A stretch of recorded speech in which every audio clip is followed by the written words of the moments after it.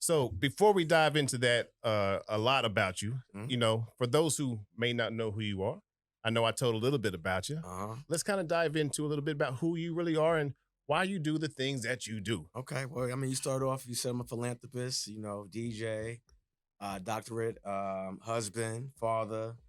Why do I do the things that I do? And also a former radio personality. I did a morning show for the last 15 years. So I'm a retired radio vet. Um, I'm a man of the people. I'm a man of like loves to give back to community. I'm a community guy. I'm a guy that comes from a impoverished background. So, I identify with my hood and any hood, the people in my hood and the things that they go through on a day-to-day basis, the ups and downs, the peaks and valleys, the highs and lows. So I'm that guy, I'm that kid that didn't have everything. And now that I'm in an adult phase and in a blessed situation, I'm devoted to giving back and being a philanthropist and again being a man of the community and being someone they can relate to. I think Yeah. it's important to be relatable to your community. Yeah. Sometimes when you get into this space where they deem you as a celebrity, and being in a market here, being a radio personality makes you a celebrity and it comes with responsibility. Being a international DJ gives you a whole wealth of responsibility. Being a father, being a husband, you adapt and you get responsibilities that comes with those titles.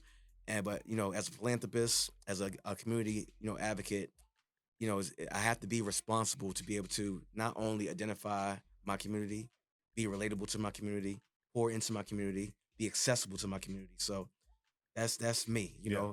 I want to reach out and touch the people Yeah. and make sure they see me and feel me and understand. I'm one of them. Oh yeah. So when I do certain things like my back to school drive or my turkey giveaways, I have those conversations with the people and say, I was you. So I appreciate you humbling yourself to stay on this line to get a free turkey. I appreciate you bringing your son out here to get this free haircut, get this book bag full of supplies that you may not need because I was that kid that didn't have a book bag and needed supplies. I was a kid that didn't have the fresh haircut first day of school. So the things that I do in the community are things that impacted me growing up. It's part of my trauma, part of my childhood. And, again, now that I'm in a position where I can bless others, that's what gratifies me the most. I can be on all the stages in the world, but the most gratifying thing for me is to be in the community to give back. Oh yeah. Yeah.